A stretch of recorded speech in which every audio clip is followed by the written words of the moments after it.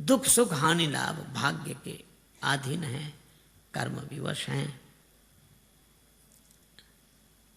और देवी मोह बस सोचिए बादी, विधि प्रपंच अस अचल अनादि। विधाता का प्रपंच किसी को समझ में नहीं आता, लेकिन एक बात का मुझे दुख है, श्री राम जी के बन जाने का नहीं। राम जाहि बन राज तज भल परिणाम न पोच। राम जी वन को चले जाएं, लौटकर आ जाएंगे, परिणाम अच्छा होगा, बुरा नहीं होगा। तो फिर आपके आंखों में आंसू क्यों? कौशल्या जी ने कहा कि राम जी की सौगंध मैंने आज तक नहीं की, लेकिन चित्रकूट जैसे तीर्थ में मैं राम जी की सौगंध करके कह रही हूं, गहवर ही कहे कौशला मोहि भरत कर सोच। मुझे भरत की चिंता है। क्यों? क्योंकि गूढ़ स्नेह भरत मन माही, रहे नीक मुह लागत नाही। भरत जी के हृदय में छिपा हुआ प्रेम है। भरत राम के बिना नहीं रह सकते। इसलिए सुनैना जी, आप महाराज जनक से प्रार्थना करें, पंचायत में ऐसा फैसला हो कि भरत जी राम जी के संग चले जाएं। श्री सीता जी को लेकर विदा हुई। सुनैना जी जनक जी के पास आई। जनक जी ने बेटी को वनवासिनी वेश में देखा। भयउ प्रेम परितोष विसेखी। मन में स्वाभिमान का उदय हुआ कि मेरी बेटी के ऐसी त्याग का जीवन। लेकिन मन में एक बात आई, किसी व्यक्ति ने अपनी बेटी का विवाह किया बड़े ठाट वाट से। बेटी की विदा हुई, ससुराल गई। दैवयोग दूसरे दिन उसकी मृत्यु हो गई। सभी लोग जुड़े, शोकाकुल था परिवार। उस बेटी का पिता भी आया था। सबने अपनी अपनी श्रद्धांजलि दी। पिता ने कहा कि बेटी की समाधि बनाओ तो उस पर ये 2 पंक्तियां मेरी ओर से लिखा देना। क्या दिया? जो कुछ भी दे सकते थे हम इस उम्मीद ना मुरादी में, कफन देना ही भूले थे फकत सामान्य शादी में। हम यही देना भूल गए थे। जनक जी भी सोचते हैं कि हम ये वनवासिनी का जो वेश धारण किया, ये वस्त्र देना भूल गए थे। श्री जानकी जी की ओर देखकर कहा, पुत्र पवित्र किए कुल दो। दोनों कुलों को पवित्र किया बेटी। श्री जानकी जी माता से विनय करके लौटकर अपने शिविर में आ गई। जनक जी से मां सुनैना ने कहा जो कौशल्या जी ने कहा था। जनक जी उठकर बैठ गए। देवी, धर्म राजनीति ब्रह्म विचार अत्यंत जटिल विषय है। धर्म के बारे में निर्णय करना कठिन। किम कर्म किम अकर्मेति कवियो अप्यत्र मोहिता। बड़े बड़े बुद्धिमान मोहित होते हैं। और राजनीति कुछ भी निर्णय पूर्वक कहना कठिन होता है।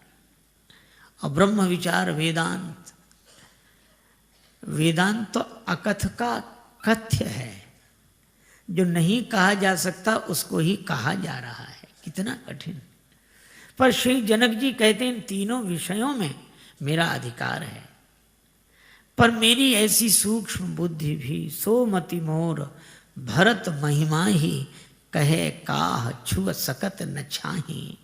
ऐसी मेरी बुद्धि भरत जी की महिमा क्या कहेगी, उनकी परीक्षाएं भी नहीं छू सकती। भरत जी के गुण तो एक ही हैं जो जानते हैं, वे हैं श्री राम। भरत महामहिमा सुन रानी, जानहि राम न सकहि बखानी। पर भरत कथा भवबंध विमोचनी। पूरी रात यही चर्चा करते रहे। इधर श्री भरत सब सो रहे हैं, पर 2 भाई जाग रहे हैं। एक नेम के कारण, एक प्रेम के कारण, एक राम जी के चिंतन में, एक राम जी की चिंता में। एक सजग लोचन है, एक सजल लोचन है। नेम के कारण जाग रहे हैं श्री लक्ष्मण और प्रेम के कारण जाग रहे हैं श्री भरत। लक्ष्मण जी राम जी के चिंतन में जाग रहे हैं, भरत जी राम जी की चिंता में जाग रहे हैं। नींद नहीं आती। श्री भरत यही सोचते हैं कि ही विधि हो ये राम अभिषेको मोहि अवकलत उपावन एको।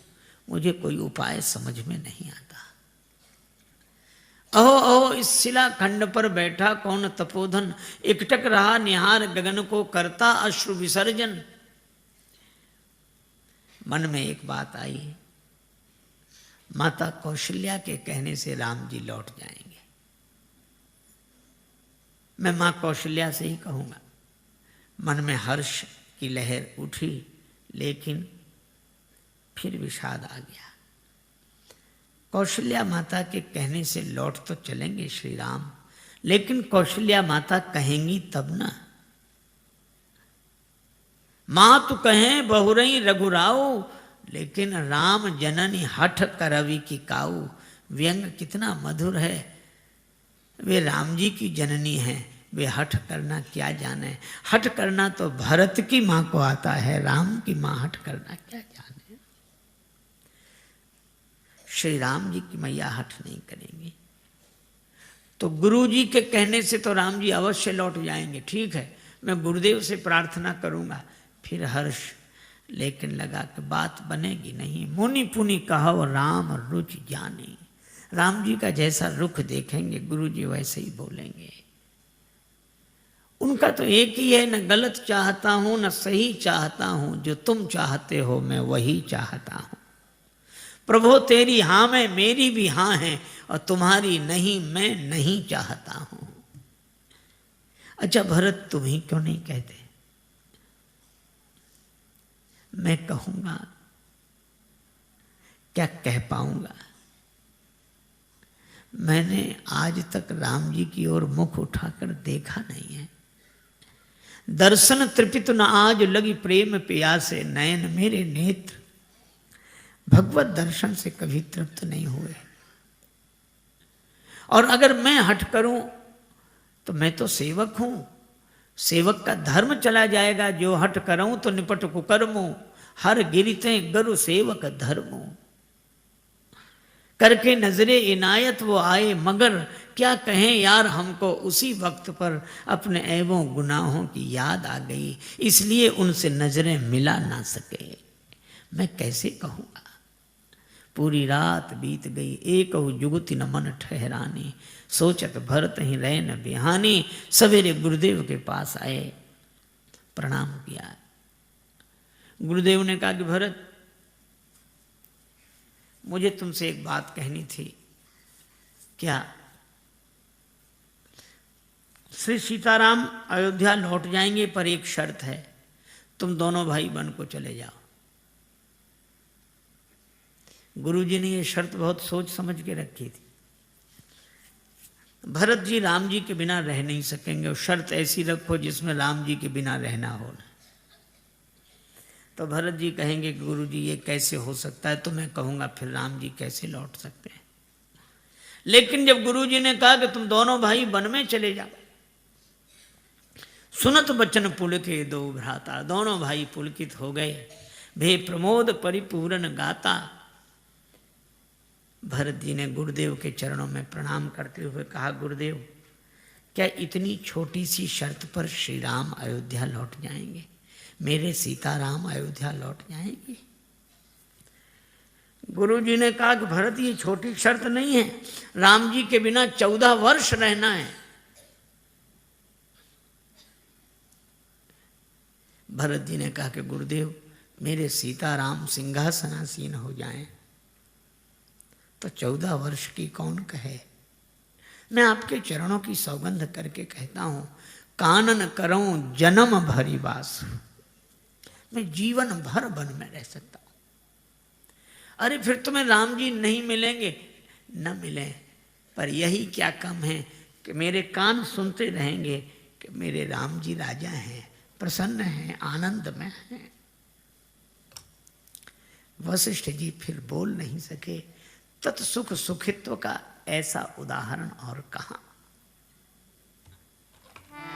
नीके रहो, नीके रहो मेरे प्यारे बने रहो, नीके रहो मेरे प्यारे बने रहो, नीके रहो मेरे प्यारे बने रहो, नियरे रहो चाहे न्यारे बने रहो, नियरे रहो चाहे न्यारे बने रहो, नीके रहो मेरे प्यारे बने रहो, नीके रहो मेरे प्यारे बने रहो। श्रवणन से सुन सुन सुख पाऊं, श्रवणन से सुन सुन सुख पाऊं, इतने ही प्राण आधार बने रहो, इतने ही प्राण आधार बने रहो, नीके रहो मेरे प्यारे बने रहो, नीके रहो मेरे प्यारे बने रहो, नीके रहो मेरे प्यारे बने रहो। भरत महा महिमा जल राशि, मुनिमत ठाण तीर अबलासी। पंचायत में आए, श्री राम जी ने देखा जनक जी विराजमान हैं, वशिष्ठ जी विराजमान हैं, भरत जी हैं, सब सभा है। राम जी ने कहा कि गुरुदेव निर्णय कर दें। गुरु जी ने कहा कि मैं निर्णय नहीं कर सकता, भरत भगति बस भई मति मोरी, मेरी बुद्धि तो भरत जी की भक्ति के बस में हो गई। भरत स्नेह विचार न राखा, तो आप कुछ तो कहें। गुरुदेव ने कहा मोरे जान भरत रुचि राखी, जो कीजिए सो शुभ स्यो साखे। राम तुम ही कुछ फैसला करो। राम जी ने कहा गुरुदेव विद्यमान आपुनि मिथिलेशु, मोर कहव सब भांति भदेशु। आप बैठे हैं, महाराज जनक बैठे, मेरा बोलना भद्दा लगेगा। दो पंच चुन लिए, गूढ़ स्नेह भरत मन माही, और जनक जी जाहि राम पद गूढ़ स्नेहु। भरत जी के पंच जनक जी, और राम जी की ओर से पंच श्री वशिष्ठ जी। पर दोनों पंच कुछ निर्णय करने की स्थिति में नहीं, तो तीसरा सरपंच चुन लिया। तीसरा सरपंच कौन? का सकल बिलोकत भरत मुख बनई न उतर देत। श्री भरत जी ने देखा, उठकर खड़े हो गए। राम जी को बोलने में जहाँ भद्दा लग रहा वहाँ श्री भरत जी बोल रहे हैं। भरत जी ने कहा कि प्रभु बाहर भी आप हैं और मेरे भीतर हृदय में भी आप हैं। अगर आपको बाहर से बोलने में कुछ भद्दा लग रहा है तो भीतर से बोल दीजिए, वाणी मेरी होगी, बात आपकी होगी। और भरत भारती मंजू मराली। श्री भरत जी सरस्वती जी का स्मरण करते हैं, मानो भरत जी नहीं सरस्वती जी बोल रही हैं, और सरस्वती जी के माध्यम से राम जी बोल रहे हैं। यही है, वाणी भक्त की होती है और बात भगवान की होती है। श्री भरत जी ने कहा मैं तो बस सेवा चाहता हूं। भगवान ने कहा कि मुझे अवध ले चलकर मेरी सेवा करो या मेरे साथ चलकर मेरी सेवा करो। श्री भरत जी बोले दोनों बात नहीं कह रहा हूं। फिर का आज्ञा सम न सुसाहेब सेवा, आदेश मिल जाए, आज्ञा मिल जाए। राम जी पुलकित हो गए। राम जी ने कहा कि भरत पितु आए सुपाल ही दो भाई, दोनों भाई पिता की आज्ञा का पालन करें। मैं जानता हूं कि तुम्हें इसमें बड़ी कठिनाई, निर्णय हो गया। भरत जी ने 5 दिन में चित्रकूट का दर्शन किया। आज सुंदर दिन जानकर जाने की बात मन में है, पर राम जी कुछ कहने में संकोच कर रहे हैं। तो राम जी ने सोचा कि हम कैसे कहें कि आप लोग जाओ, कोई दूसरा कह दे। तो श्री राम जी ने देखा, गुरु नृप भरत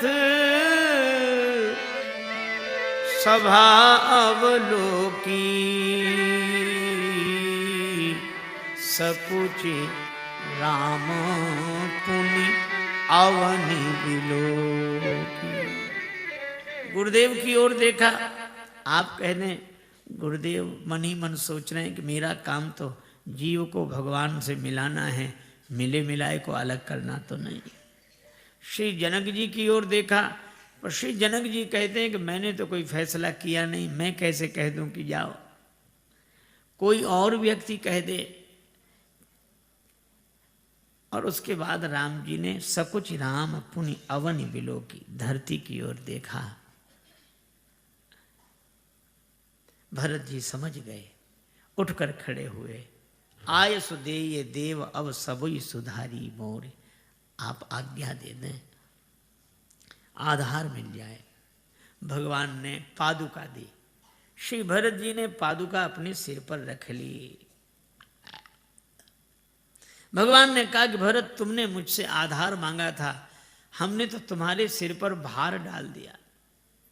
भरत जी ने कहा कि प्रभु भार नहीं, आधार है।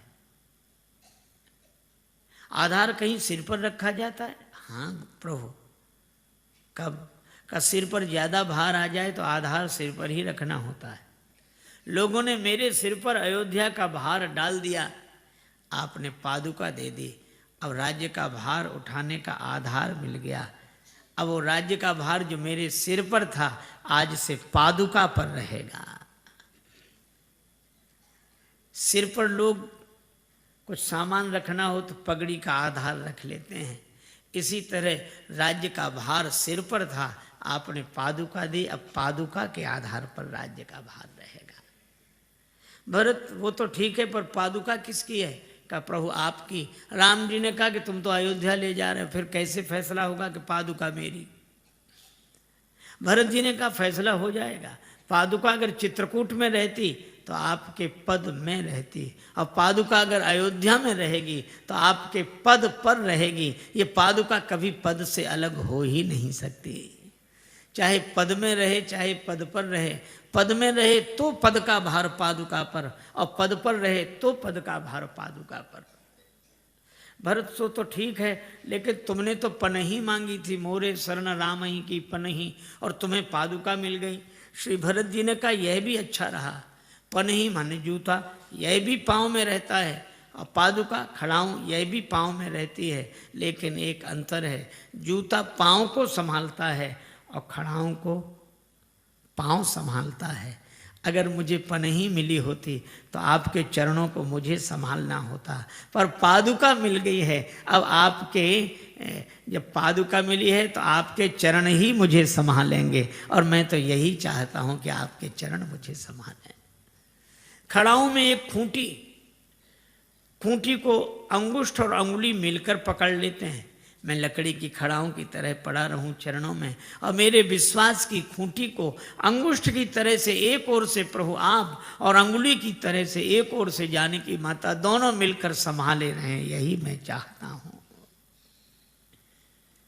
भगवान ने कहा कि भरत सो तो ठीक है, लेकिन तुम्हें आधार क्या मिला? भरत जी ने कहा कि प्रभु मुझे भी आधार मिल गया। अब आपको खोजने के लिए मुझे वन वन नहीं भटकना पड़ेगा। क्यों? पादुका मैं लेकर जा रहा हूं, और प्रभु पादुका चरणों के पास चलकर नहीं आती, चरण ही वहां चलकर आते हैं जहां पादुका होती है।